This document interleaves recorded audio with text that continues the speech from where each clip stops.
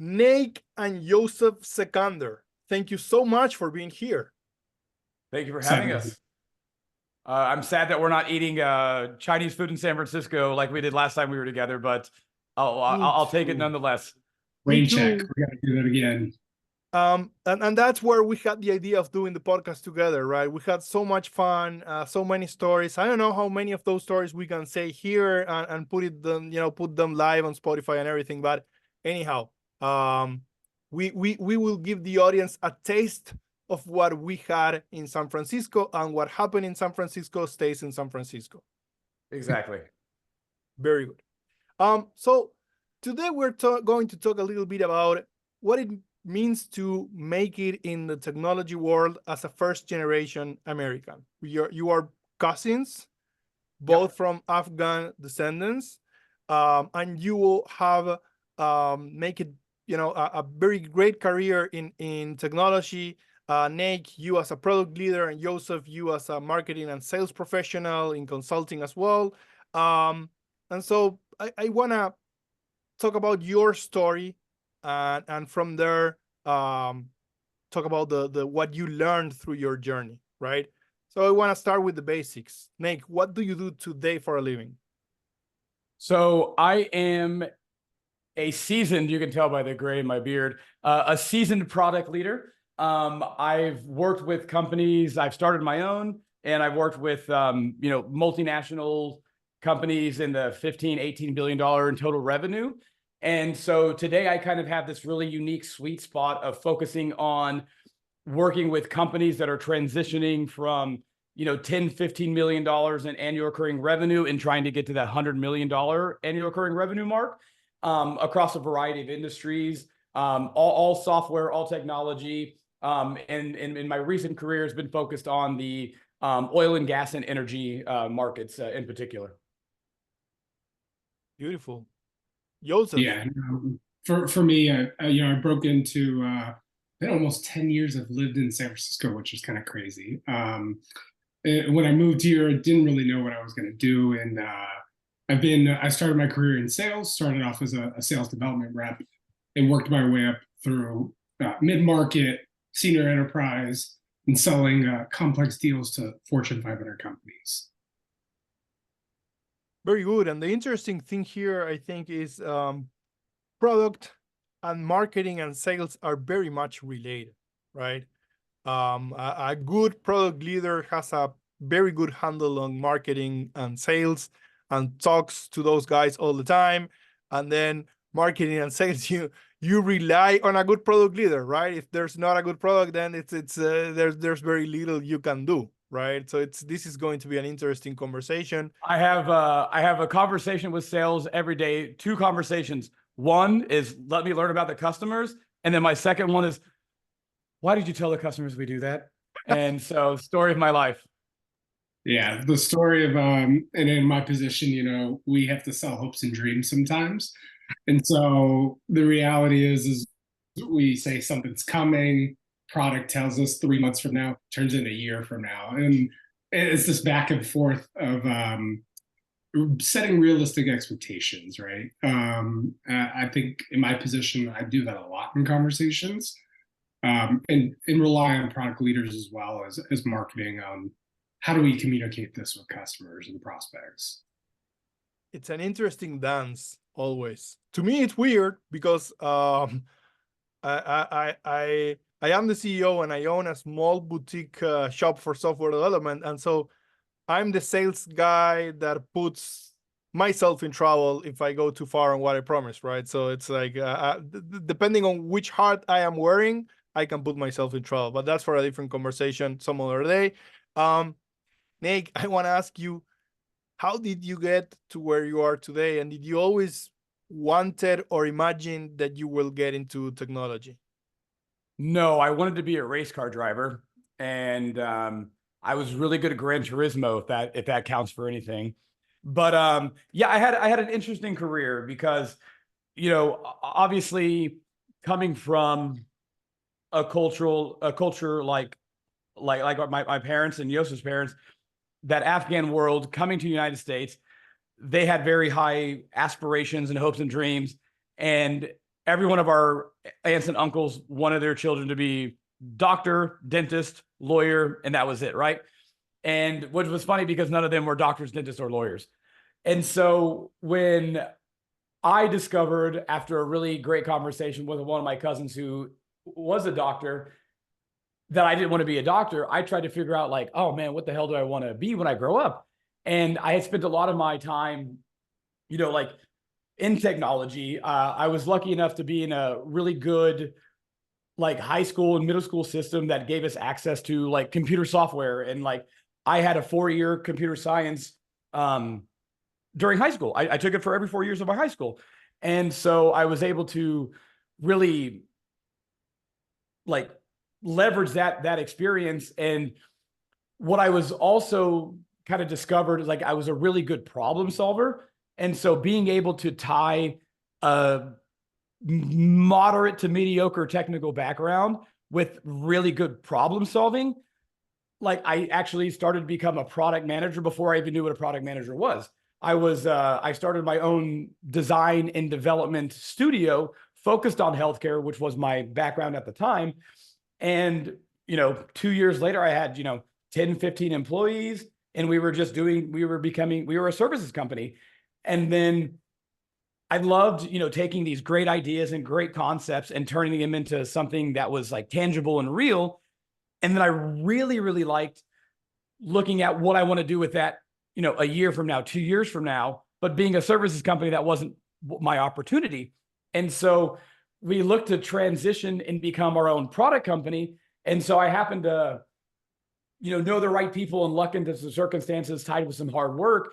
And I was able to actually start 2 product companies in healthcare and raise capital for both of them. One of them I eventually exited, and that jettisoned my career into being like an actual product manager.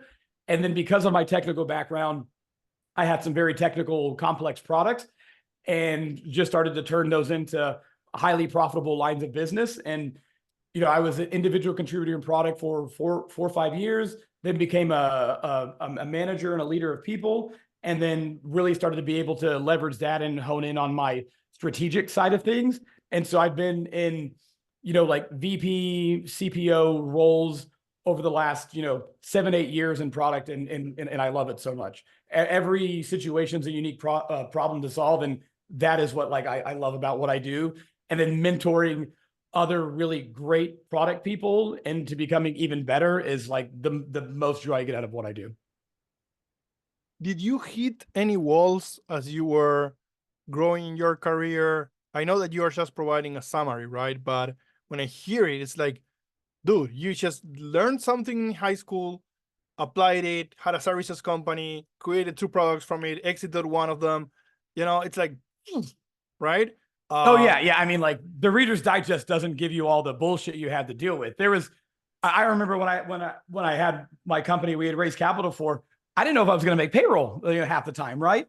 And so like the world shows you the highlight reel, but like the reality is like there's so much shitty things that happen that you learn from, and it's really campy and cliche, but like life isn't about like, it's about how fast you react to getting knocked down and what you learn and what you take from that.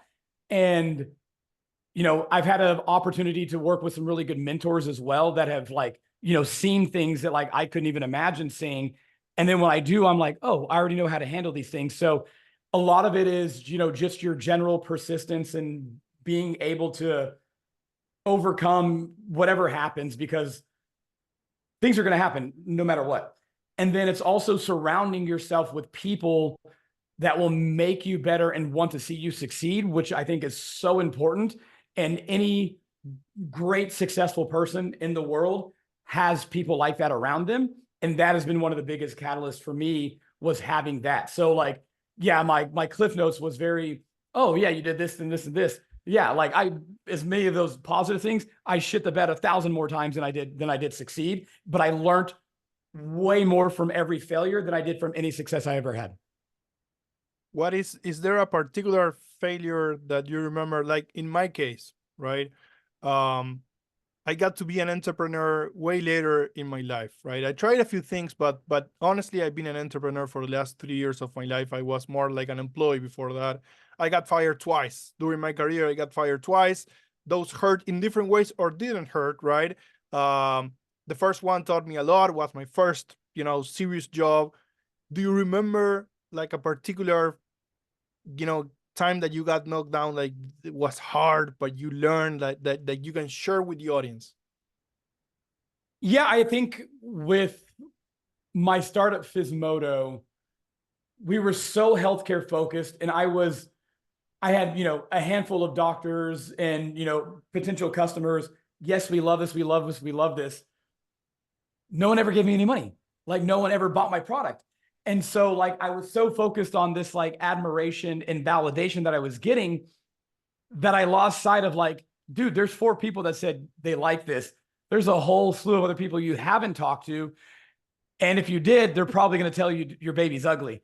And so I had that lesson fairly early on. And in my product world, that has been such a, staple to be able to reference, like, because like I said, I learned way more from my failures than I ever did from my wins. And like that one in particular, not understanding my product market fit, not understanding that people say, hey, this is good, but like, are they investing in you? If not, then there's something wrong there. And so like, yeah, that was probably one of the big ones where, saying it out loud in this context doesn't sound like it was a big, like, kick in the nuts, but like in reality, it was pretty awful and devastating, but it shaped me for everything else that I'll do and will have done in the future. Thank you for sharing that, Nick. Yeah, thank you. Joseph, over to you. Tell us a little bit about your story. Little Joseph, what did little Joseph want to be when he grew up, right? I mean, and what happened and how you got to where you are today. So I'm a You dreamer. wanted to be Jesse from Free Willy. Yeah, he stole my thunder. I'm a dreamer, Mateo. So there was a few different dreams I've had in my life. Yeah, Free Willy was an inspiration for me. I wanted to work at SeaWorld or be on the ocean and be a marine biologist. And then I learned how awful SeaWorld is in America and what they're doing to watching the Blackfish. It's eye-opening. So that was always a dream. Another one I wanted to be was, a storm chaser following tornadoes. I grew up in Texas. So there was these crazy storms. I was always fascinated when they'd roll in. None of those make money. So when I really thought about where I wanted to go with my career, I moved to San Francisco on a whim, right? I followed a relationship that didn't work out. Didn't really know I had 2 months worth of money in my account. And I kind of figured it out from there, right? I met some people, went to some events in San Francisco, and it's kind of where I stumbled that I have a knack for just holding good conversations with people. And it led me to the path where I'm at today.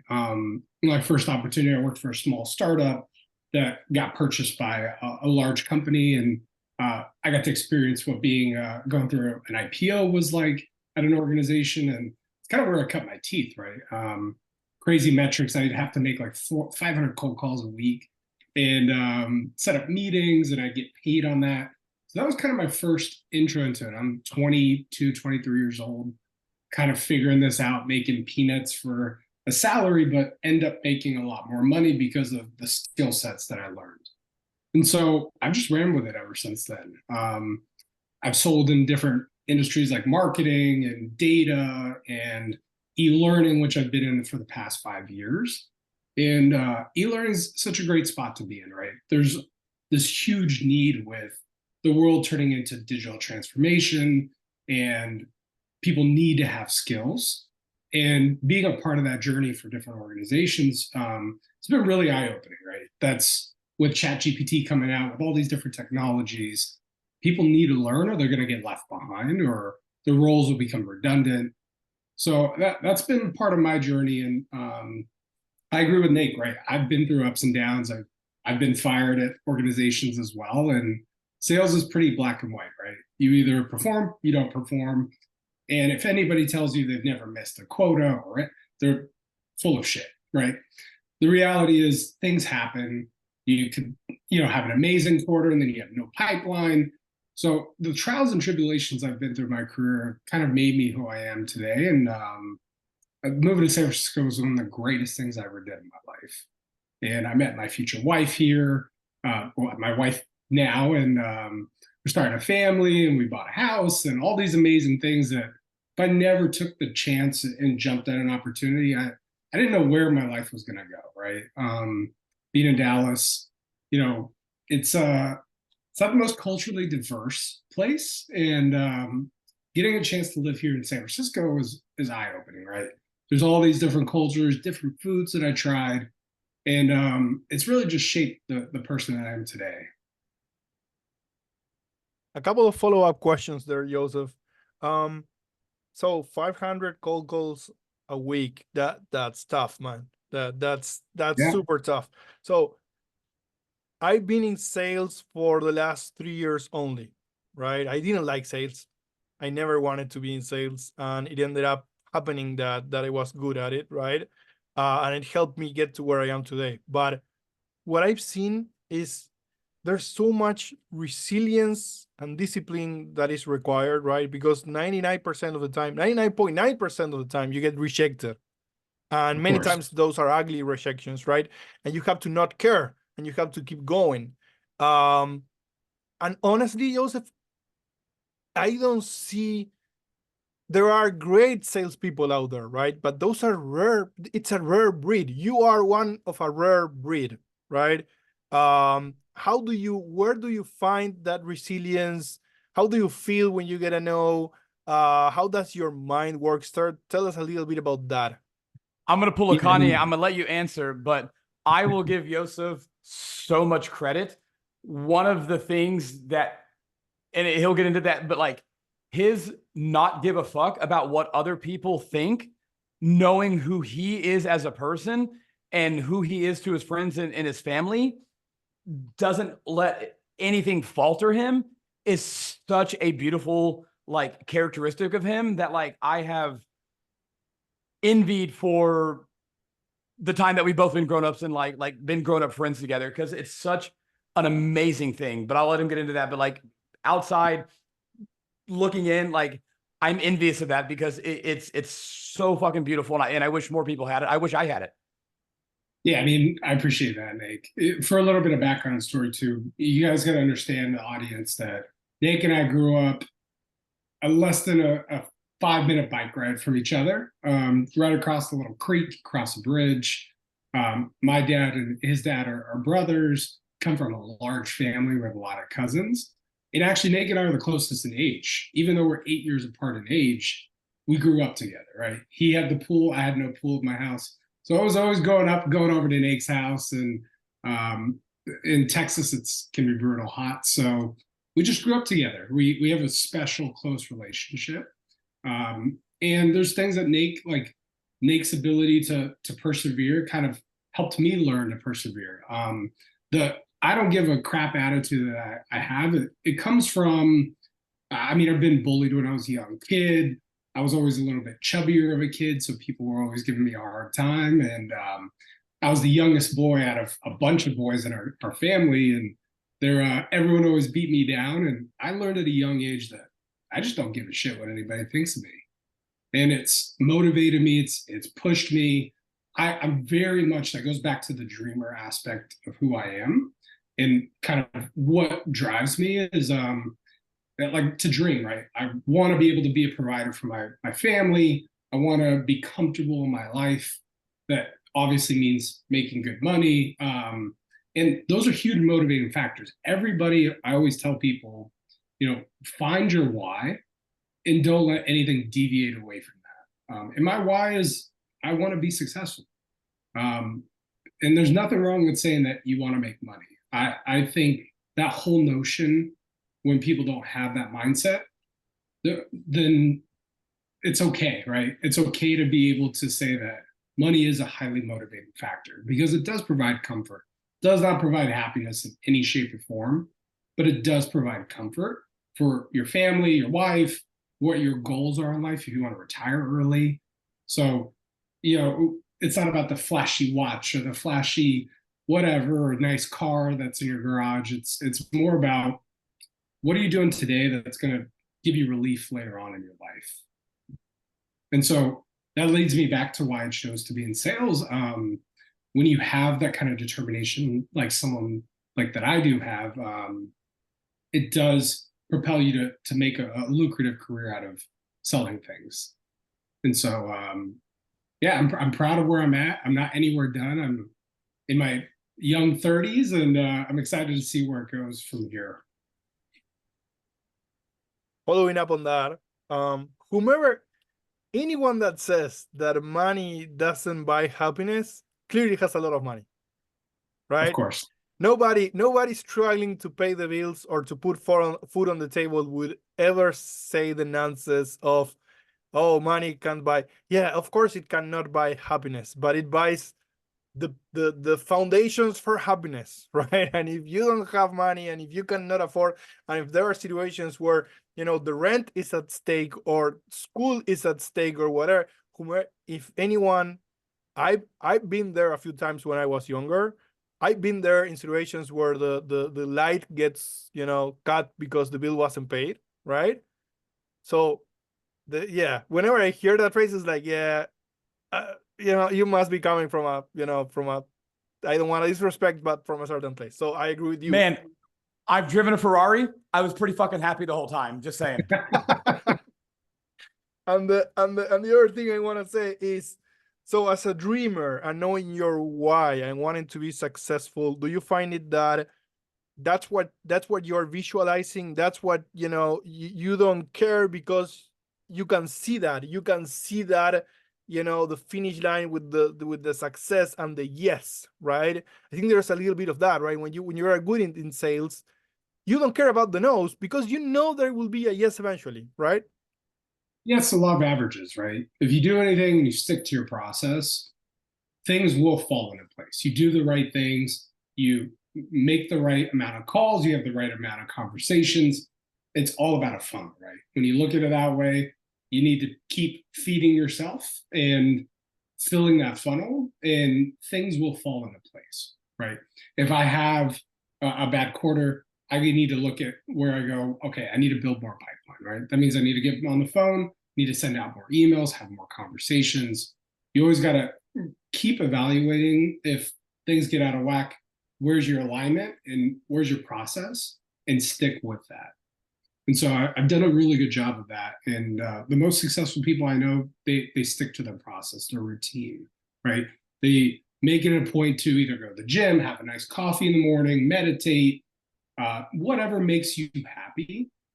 For me, I like mixing music, right? So you can see behind me, I have my turntables here. Like that's just an outlet for me, right? Or if I'm like going to play golf, I'll go out and do some golf. Always find something that keeps you grounded and helps you when you're feeling stressed and pressures are on you. You know, make time to take care of yourself as well. Yeah, I think that's super important. And, you know, Mateo, you have your whole, you know, 6-piece band behind you. I know music's a big thing for you. We're both big rugby guys, you know, played rugby for 16 years.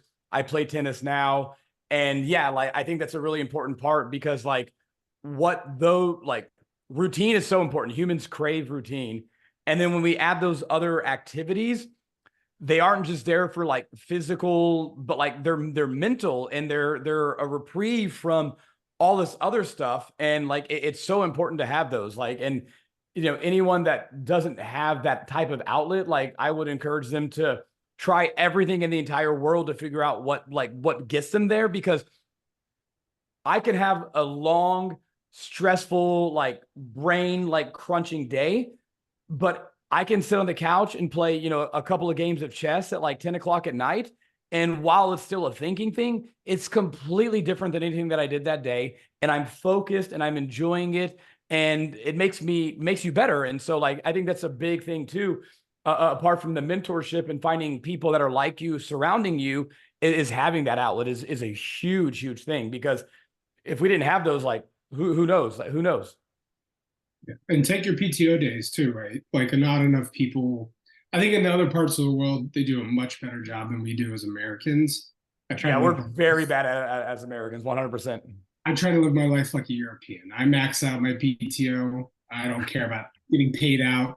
Take the time and, go and travel, go enjoy things, see the world. Like I've learned so much about who I am and what makes me happy just by traveling. And, I get it. People have families, take your kids with you. Like make it a family thing. And you don't have to go to the most expensive, fancy resort. You could even go to somewhere just, I don't know, outside the state of where you live, or a local trip. Just getting out there, seeing different cultures, different areas of a country, it makes a huge difference and you learn a lot. I mean, even in the US, the South where we grew up is very different from San Francisco, for example, or Florida is a whole nother world compared to those other parts. And you can appreciate what each of those regions have to offer as well. Yeah, I think one of my regrets in life is that it took me way longer than it should have to understand that I shouldn't pay for things, I should pay for experiences.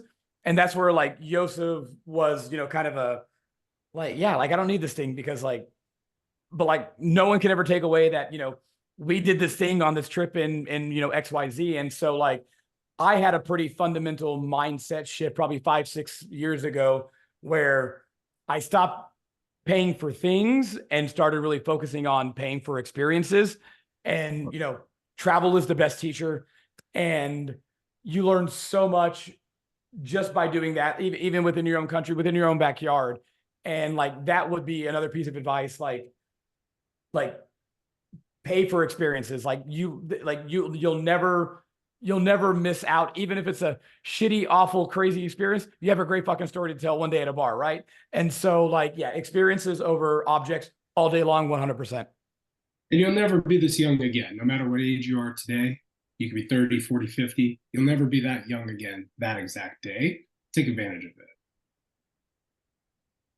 Damn, Mateo, did you know we were going to wax this philosophical when we started this podcast, buddy? I knew that's why I wanted to do it, man. That's for the benefit of the audience. When I get ready to do a podcast, I have a list of 15 questions, right? I get ready. I do a lot of questions and I'm like, okay, I cannot be in a situation where I don't know what to ask. With you too, I didn't give a fuck. Sorry, I didn't care because I knew it was going to be just okay. No, you had the precursor in SF after we ate 9,000 pounds of Chinese food. We went to a bar and then we ate 3 large pizzas together. So you knew what you were getting yourself into. Yeah. And I brought and I brought one entire pizza to my hotel room, and I got up the other day to realize that I have a family-sized pizza in my tiny ass room in San Francisco, which was very, very fun. I had pizza when for I breakfast. saw you come out of the pizza place with the big boxes, I lived around the corner from that pizza spot. And so that was my neighborhood in San Francisco, in North Beach. Shout out North Beach. It's the best part of San Francisco. And Tony's Pizza is consistently top 5 pizzas in the United States. And so when I saw you two walk out with beers and pizzas. Yeah, beers, I know, right? We didn't need anything else to drink, but yeah, we had beers. The size of the car, I mean, these are New York 20-inch pizzas, and we got 3 of them for 4 people. I was like, oh boy, this is dangerous. But yeah, it's an amazing spot. If you're ever in San Francisco, shout out traveling, definitely go check out Tony's Pizza in North Beach. I loved it. So talking about experiences, right? What's your one that you can share? What comes to mind, right? What's the best experience that you paid for? The return on investment was freaking awesome, right? Yeah, I think for me, moving to San Francisco, I'm going to double down on that. Moving here, not knowing anybody, not knowing what career I was going to get into, making myself uncomfortable, and learning from there, and seeing where it's led to my life today was hands down the best decision I've ever made. I always tell people that are in their mid-20s, if you still live in your hometown, the best thing you can do, even if it's for a year or 2, leave where you grew up, go explore, and you'll learn a lot. You can always come back. There was many times I almost packed up my car and drove back to Dallas, Texas, and I'm glad I stuck it out. But you won't know that if you don't leave the comfort of where you grew up. And I get it. Having your family close by, like, that makes a huge difference. But that's why doing it when you're young, you know, a wife, kids, definitely, like, that was the most important thing I ever did in my life. I'm not going to be nearly as philosophical as Joseph. This is coming from the guy who says he drove a Ferrari and I was fucking smiling the whole time. A couple of places come to mind. South Africa, I was in the Southern Cape. Amazing. I was there for the Cape Town Stormers opening week. So that was a great experience. Going to Robben Island, where Nelson Mandela was in prison for 27 years, was also a very eye-opening experience. The country, despite all of its problems, is gorgeous. The people were very kind. Second to that would probably be being in Tokyo during the Rugby World Cup in 2000, what was it, 19? Or 2000, 19, 18. Amazing. Just like the World Cup in general, soccer or rugby, is just a phenomenal experience.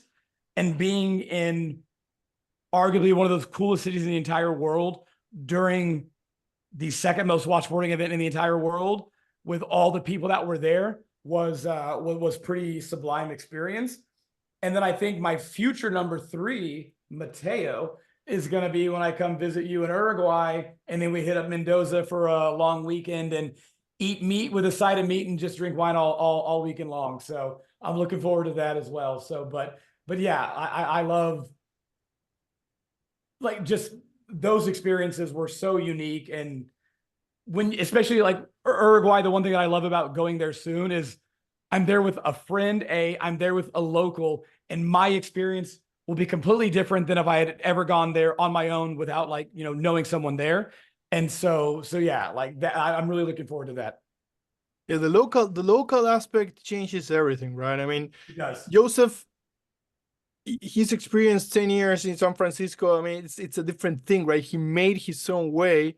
But when my trip to San Francisco got better because of Joseph, right? I mean, he was showing us around. He was this bar, this place, and telling us the stories. And now it's completely different. I felt like I was a local for a while, right? He made me feel like a local. I had a similar situation with India, right? First time I went to India, I gotta be super honest. I love India now, but I didn't enjoy it as much, right? The food was way different than Uruguay. Uruguay is a 3 million people country. Then I am in India, 1,000. In your city, the city you're in, Bangalore, right? Yeah, Bangalore and Mumbai are bigger than my country. Yes. 14 million people. Yes. 14 million people. Yes. Both of them are bigger than my country, right? But huge compared to my country. So I'm like bombarded by the whole feeling, the food, blah, blah, blah, blah, blah, blah. Next time I go there, I am managing my team in India. So I have a team of 40 people that is dying to show me the good spots. Dude, it was mind-blowing, right? And I start appreciating all the little details, and I start appreciating the food, and I start appreciating that, hey, maybe if we want to go, somewhere in Mumbai, we better do it at night. There's less people, less heat, less traffic. right? So you go to this place, and an iconic place in the the Pearl, the whole seaside that they have in the city, and you have drinks and it's beautiful, right? And then you have food here, etc., etc. The third time I went to India, similar situation, and I brought all the spices back, and now I can't. I just miss it so much. I miss the food, I miss the people, I miss everything, right? It's like ingrained in me, and my wife is looking at me like, you smell, and I'm like, but I love it. I mean, I love this food. I'm missing this, right? And for in Uruguay, we put it's like you said, meat with a side of meat, salt, maybe a little pepper, right? Pepper, exactly. That's as crazy as we go. Yeah, chimichurri is as crazy as you guys get. Yeah, you don't get crazy, right? And so, but like Joseph said, experiences, and now you're appreciating different cultures, and now you get the gist of it, and you love it, right? So I love that. Now, talking about that, different cultures, and you guys have that, you know, Afghanistan, right? What does it mean to come from a family that comes from Afghanistan? How did you grow up? How, how was it at home? We know that they expected to have doctors, dentists, and lawyers, and they didn't get that, right? But bring us back to those memories and what it means to be Afghan descendant in America, of all places. So it's really interesting because my dad and Yosef's dad were the last to leave Afghanistan with our grandfather. So all my dad's brothers and sisters had all been, they went to Europe first and then went to America. And then some just went straight to America after our eldest uncle went to Europe and then ended up in America. And then my dad was just graduating college with his master's, and Yosef's dad was 9-10 years old. So like, a decent age gap there, but still the last ones to come. And both our dads worked in technical fields. So my dad was an engineer, worked for TI for a long, long time. And then his dad worked for like Northrop, and he was doing, IT administration, like everything that wasn't software development, like running those software development organizations in like Northrop, who made planes and bombs and all this stuff. And so they were the ones that worked in like the technical world here. And so that's what we were exposed to for most of our life, but in a very different way, like not software, like not product, but like it was still technical adjacent, right? And so I think being exposed to cutting edge technology, because even though both our dads were on the hardware side, I remember my dad in 1998 designing power management systems for cell phones operating on 3.5G technology when America didn't see 3G technology for 8 years after that or whatever, 5 years after that. And so we were always exposed to this really unique lens or angle of technology. And so when we went down the tech route, it wasn't a departure, but we did it in ways because, product management holistically has probably been around, late 70s, early 80s, Halt and Catch Fire is a great series. And that was kind of, that dude was a product manager, like he was. But like the role and the title really didn't become super mainstream until like post.com, like I think for most of this audience. So coming from a product lens in tech, and then from Yosa's side, the sales and, sophisticated solutions, selling, those weren't things that they even thought about. And so it's so funny, my parents still have no idea what the fuck I do. My dad's like, can you put music on my iPod? And I'm like, sure. But like, so it's kind of funny, but like, yeah, my dad thinks that I'm a used car salesman. So there you go. Yeah. So you're the used car salesman. I'm the put music on the iPod. And I'm like, Dad, you have an Android. I can't put music on your iPod. But I think what the other side of that is, because they were in cutting edge technical things, I think they were more willing to not accept, because Afghans hold grudges better than fucking anybody, but like they were willing to realize that just because I don't fully understand and embrace it doesn't mean that there isn't a really unique opportunity here. And I love my dad, and I've said this to his face. I don't feel bad about saying this. One day he's like, I don't know what you do, blah, blah, blah. We were a little drinking, having a good time. And I go, Dad, here's the difference. I can learn to do what you did. You can never learn to do what I do. And there's so much nuance in how things are done today that their generation in general, and their generation from not this world we live in today, doesn't fully comprehend and doesn't give enough credence to how unique doing business and doing things today is versus what it was when they started doing it. And I think that's the part that I get frustrated with, but like, you know, it's okay. Like we know, and that's okay. But yeah, that's kind of my perspective. Joseph?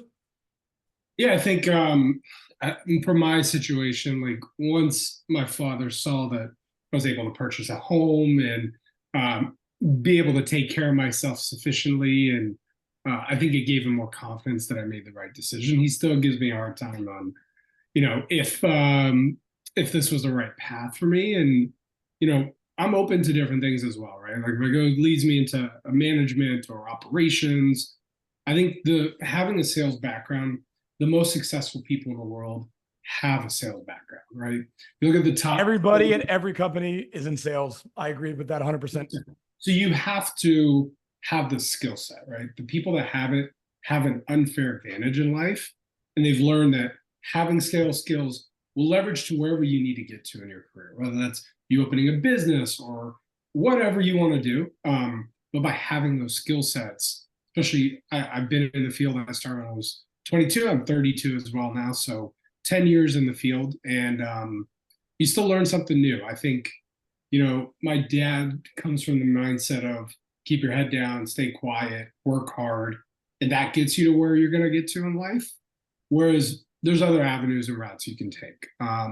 It can be a zigzag for a lot of people, and that's okay, right? I think Nate, you know, I saw his career as I was growing up. He bounced around so many different avenues and led him to where he's at today. And there's nothing wrong with that. We're constantly figuring out, you know, what works for us, what motivates us. And so having that background, though, I think from being an Afghan and growing up in America, I always joke that we grew up in a family that was similar to the Godfather series without the killing, but there is a hierarchy. Like you usually follow what your parents want you to do. And that constitutes being a good kid or a good, you know, son or, and so like, there's just a lot of people have a lot of pride in the Afghan culture. It's we're very prideful people, and the unfortunate piece, they do care a lot about what other people think. I did not inherit that piece from the Afghan genes, but they do. They're very like much so like cool. My son is a doctor, a lawyer, like what Nate was talking about, and trying to get them to shift their mindset into their success in other ways. It's been a process throughout my adult life.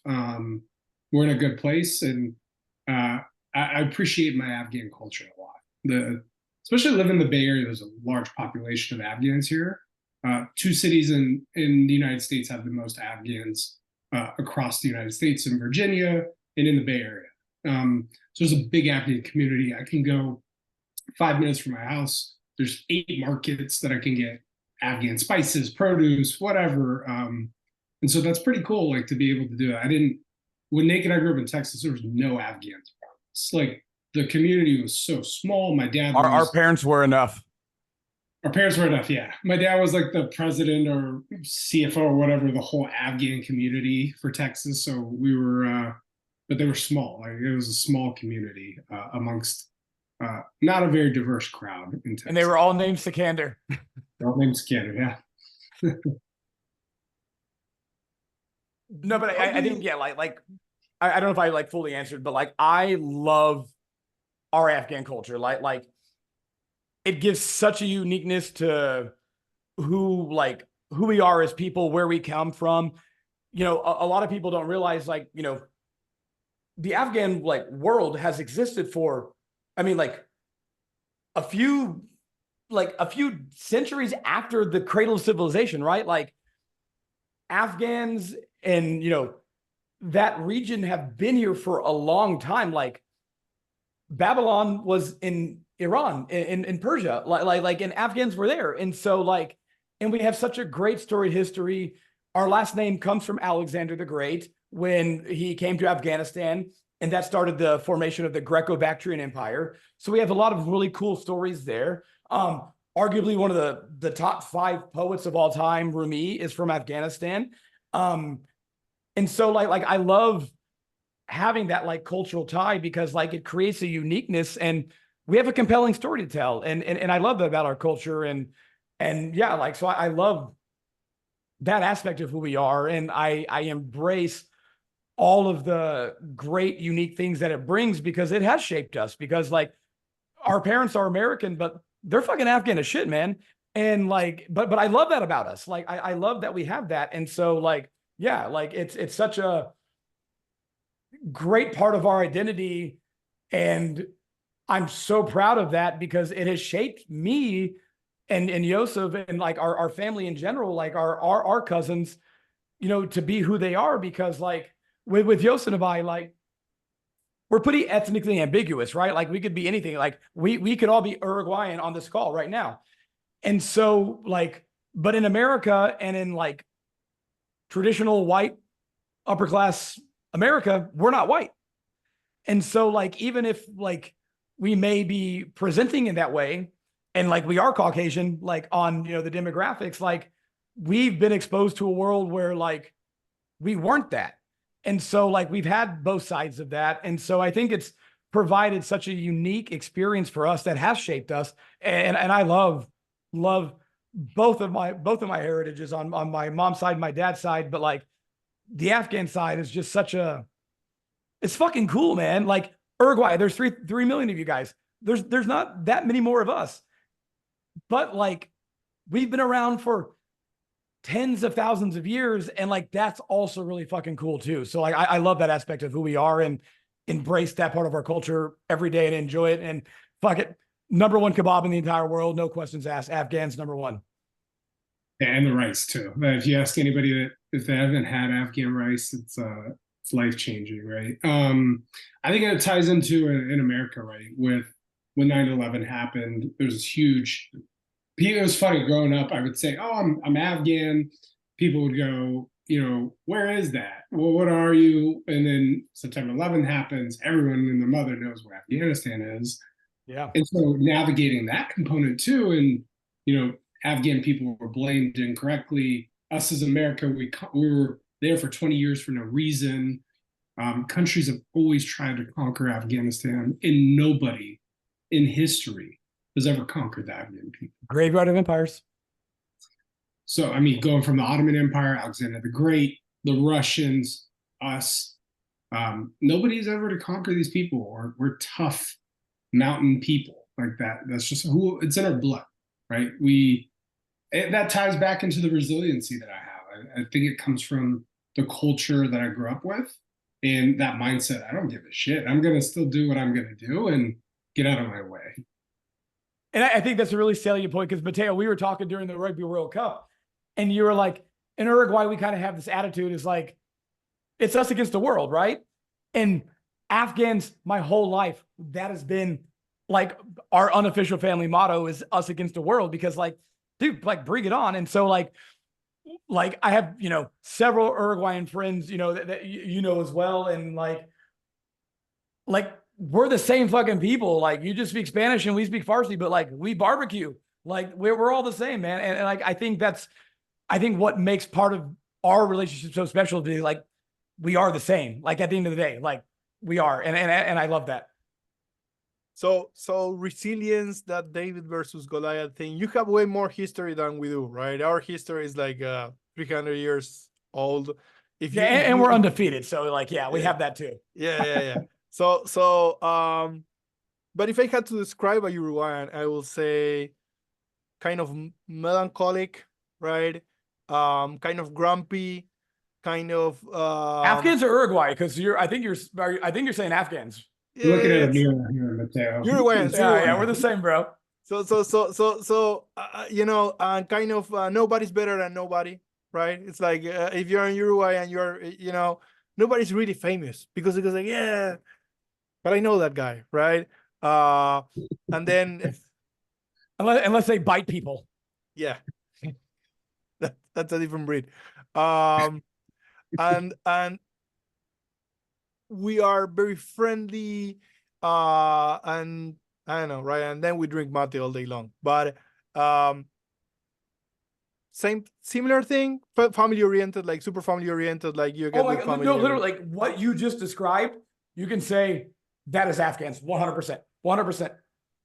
It's Yeah. similar, right? I think Latin American. We just instead of the mata, we drink chai, we drink tea. Yeah, Nice. that's the only difference. In Middle Eastern countries and in Asia and Italy and certain regions that have strong historical backgrounds, we have this family unity. I think that it's grown into us, right? We're just close with our families, and we learn to treat people with respect, or we get slapped, right? Just a little slap over there. You got to have good manners, right? So it ties into the Uruguayan culture. I mean, one day I'd love to come down and get the tour from you, Mateo, as well, and that'd be super exciting. You're officially invited. You make me feel at home in San Francisco, so you're officially invited. So let's go back to the rice thing, right? You said the Afghan rice is an experience. I have to try it, right? So next time, Mateo, when you come to San Francisco, I will bring you to one of my favorite Avenue restaurants. Okay. I'm there in February. 19th of February, I'm in San Francisco. Okay, that works out. I'm getting back from Hawaii on the 19th, so that week we'll pick a date. If it's the week before Afghan rice, we'll go to an Afghan restaurant in San Francisco. Okay. And now tell me, when you make rice at home, who makes the best rice? Is it you, Joseph? Is it Nate? What type of rice do you make? Why does it matter? I'm not even gonna back down. My wife's the cook. I married someone that was gonna keep me nice and stocky.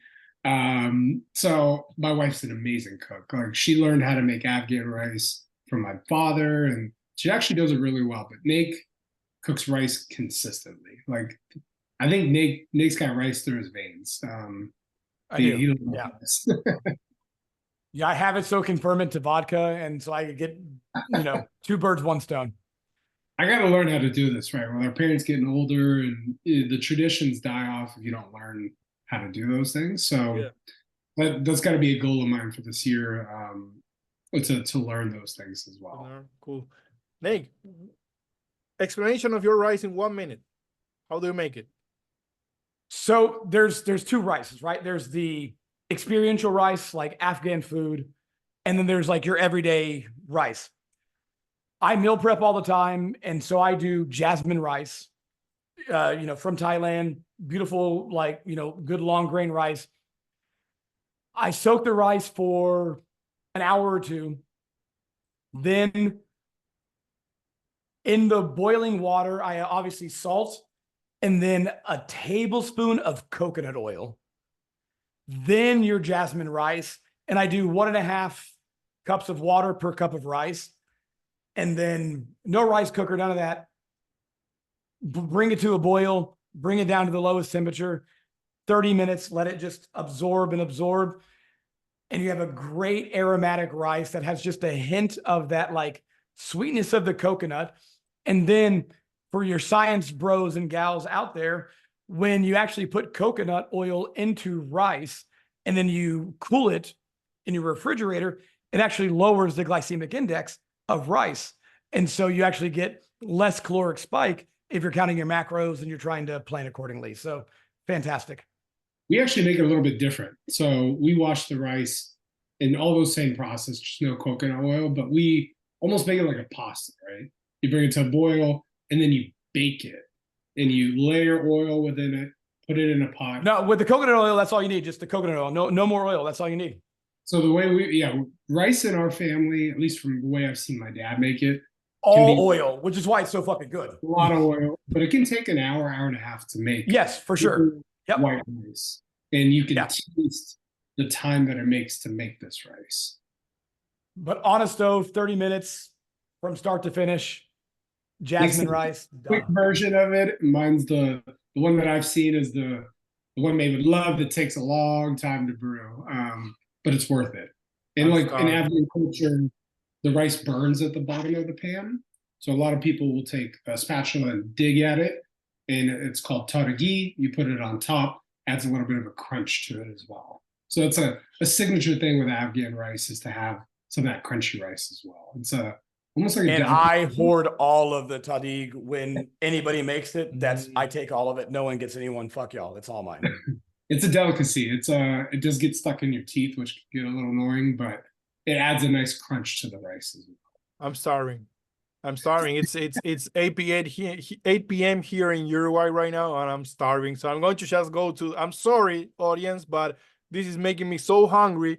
So I'm going to go to the last question and ask. So we had this conversation. You have to preface. Yeah, you have to give them the story. I have to prep it, right? So we had this conversation where we were in San Francisco. It's late at night. We have been having drinks in like 4 bars by this time of the night. And then all of a sudden, I don't know who started it, but we started talking about the ideal 11 for a football team. Americans, the real football, not your American football, but the real football that the world plays. And there's a World Cup that it's the most watched event on earth in terms of sports, right? So, and these guys got crazy. In general. You guys got crazy, right? And I realized that you know more about football than I do, which is kind of an embarrassment for a Uruguayan. And then that you had a lot of thoughts about what the ideal team is. So over to you guys. I'll let Nate take it from here, but I did get into football at a young age from Nate's love of it. Growing up playing FIFA, I've seen some pretty amazing players. And Mateo, I know you live in Uruguay, but when the World Cup's here in 2026, I know Nate and I have talked about meeting up and going to a game, even if it's group stage game. Come, bring your family, stay with us. You're done, man. I'll even fly to Dallas. I'd love to go see it in Dallas. I have it in the Bay Area in San Francisco as well. They're hosting a game, but we should definitely try to plan on getting some games in for that. I think for me, like the best player for me, and some might argue around this, but Zidane. Everything starts with Zidane and just the style of play. I know that's Snake's favorite player as well. He named his dog Zizou after Zidane. And, the next player that would be a foundational piece for me is Gianluigi Buffon. I'm a big Juventus supporter. So Buffon, Zidane, and then I'm not going to go full 11, but I'm going to go like with one of my surprise picks. He's Uruguayan. Diego Forlan was unbelievable. Special player. And I'll let Nate go into the full details of his starting 11. Yeah, I put a lot of thought into it because I even have my whole formation. So I'm going to run a 4-1-2-1-2. So 4 and then like your diamond and then my 2 in the front. So goalkeeper, obviously I would go Gigi, but if I'm going to go crazy, I'm going to go Lev Yashin, the Black Panther, the only goalie to ever win the Ballon d'Or. My center backs, there's no argument, and even Joseph will agree. Franz Beckenbauer, Paulo Maldini, the 2 greatest defenders of all time. The sweeper position was named after Franz Beckenbauer. He has a fucking shoe still. Rest in peace, Beckenbauer, by the way. He just passed away this week. Oh, I know. Rip. Yeah, rest in peace. On the side, it's really crazy because you don't think of Brazilians as being defensive, but I'm going to go Cafu and Roberto Carlos. Both of them could run the sideline, and I've seen video of Roberto Carlos breaking chairs in the stadium with his power, which is just insane. So going to my defensive midfield, my reserve Claude Makelele, my starter Lothar Matthäus, the best German midfielder of all time, no questions asked. On the wings, I'm going to go Cruyff and Pirlo. Pirlo is amazing. My attacking midfielder, Zinedine Zidane. Duh.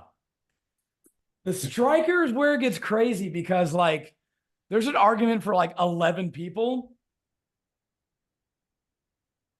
It's hard, right? You got Pele, Ronaldo, Messi, Pele, Messi, who knows? But like, I mean, come on, he was. No, Maradona. Argentinians are going to kill you. Maradona's on my reserves, but I would pick Messi, Ronaldo, and Pele over Maradona. Because soccer, you can't use your hands, and Maradona likes to use his hands. The hand of God. I won't get it. I'm Uruguayan, so I won't get there. I will leave you. So that would be that. I think that would be my starting 11, and it's a pretty fucking good team. It is an amazing team. I'm just going to say one thing to end the conversation. Both of your favorite player, Zidane, you know who his favorite player is? Yeah, Yes, the Uruguayan the player. Uruguayan, yes. Francescoli. Francesco. Yes, friend. Yeah, exactly. Yep. He named his kid Enzo, by the way. Yeah, because that's I'm going to, you know, we haven't won a World Cup in a long time, and so I have no argument. That's your Afghan undefeated graveyard of empires right there, bro. That's it, right? I'm just going to leave it at that, and then I'm going to just end the episode because there's nothing more I can say. I like that you had Forlan in there. Thank you. I love him as well, and I like your teams. Nick, Joseph, this has been amazing. I really appreciate just spending time with you guys and talking. It's I knew it was going to be fun. It was more fun than I anticipated. I know the audience is going to enjoy it. And then Joseph, we'll get together in San Francisco, and then you're both invited. I hope you can make it. Nick, I hope you can make it in March. Joseph, you're always invited whenever you want to come, right, mom? And then, you know, you'll mix some music and put some music, and I will play the drums or whatever. So thank you guys so much. Thank you so much for inviting us. Thank you, my man. Thank you, guys.